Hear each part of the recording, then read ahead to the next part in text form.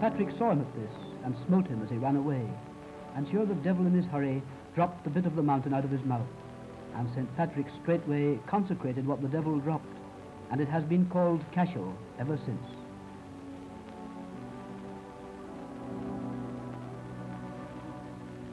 The flower of Irish architecture is Cormac's Chapel, chief glory of Cashel. The lovely stone roof, the boldness of design, the perfection of construction make this a priceless heritage.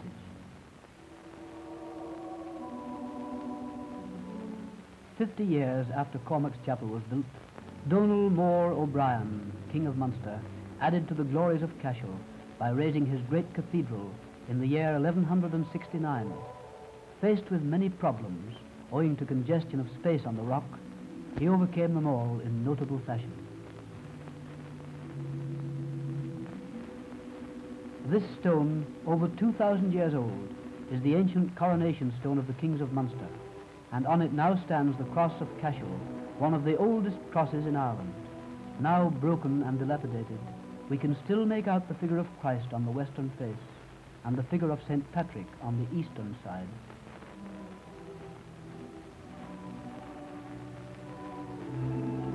More ornate than the old cross of Cashel is this other example of Irish early Christian art, and this sacred symbol reminds us that on this very spot St. Patrick explained to King Angus the doctrine of the Trinity and made his explanation clear by using a three-leafed shamrock to illustrate his reasoning.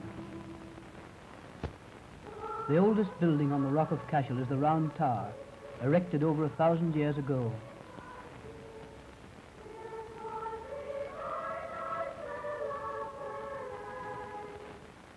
There are some points of interest of which to take notice in Donal Mór's cathedral. For instance, you will observe that the quatrefoil above the east window is set slantwise. This follows an old tradition of Irish ecclesiastical architecture and is said to represent the inclination of Christ's head on the cross.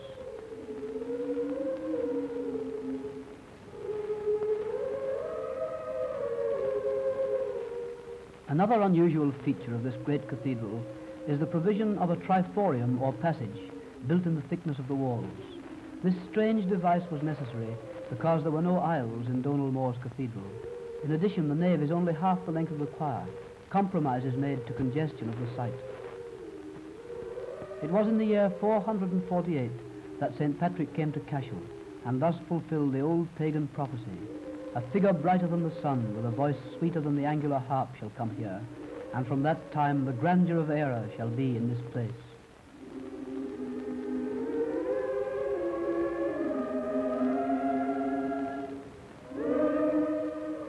Close beside the River Coyle, across which legend tells us the magical oxen bore the body of St. Patrick to its last resting place, is the Cathedral of Downpatrick.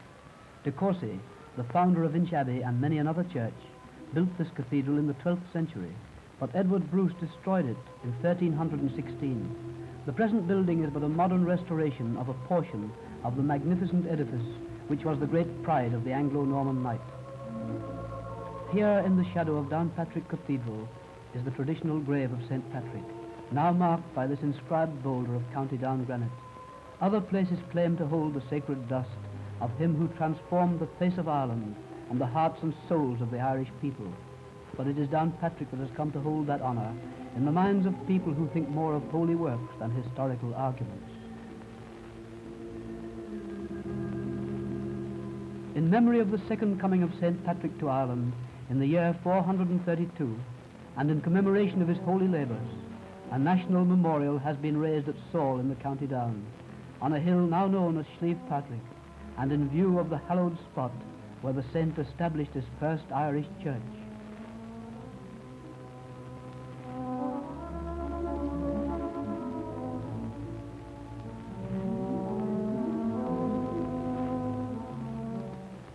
A vast concourse of people gathered here on Sunday the 12th of June, 1938, to do honour to the sacred memory of St. Patrick and to witness the blessing of the memorial by His Eminence Cardinal MacCrory. The day was fine and fresh, and a vast panorama of the lovely Irish countryside lay almost at the feet of the crowds on Slieve Patrick. The grey waters of Strangford Lough brought their quiet beauty to the solemn proceedings. and ecclesiastical dignitaries moved here and there as they climbed the steep path to the memorial, or paused to exchange a few words, perchance with some friend from a distant part of Ireland.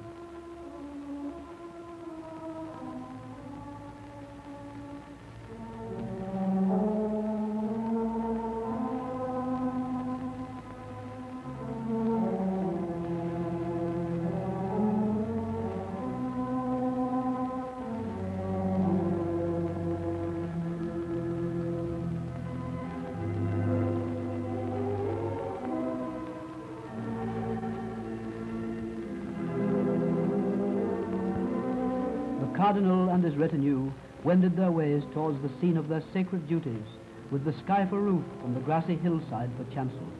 And ever and anon a choir burst forth with some song of praise and thanksgiving.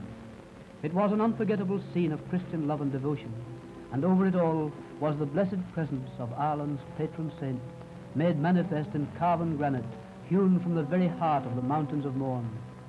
Thus was the coming of St. Patrick to Ireland commemorated for all time in imperishable stone, and thus was the love of Ireland for her patron saint made plain for all men and women of good faith and goodwill to perceive, to approve, and to emulate.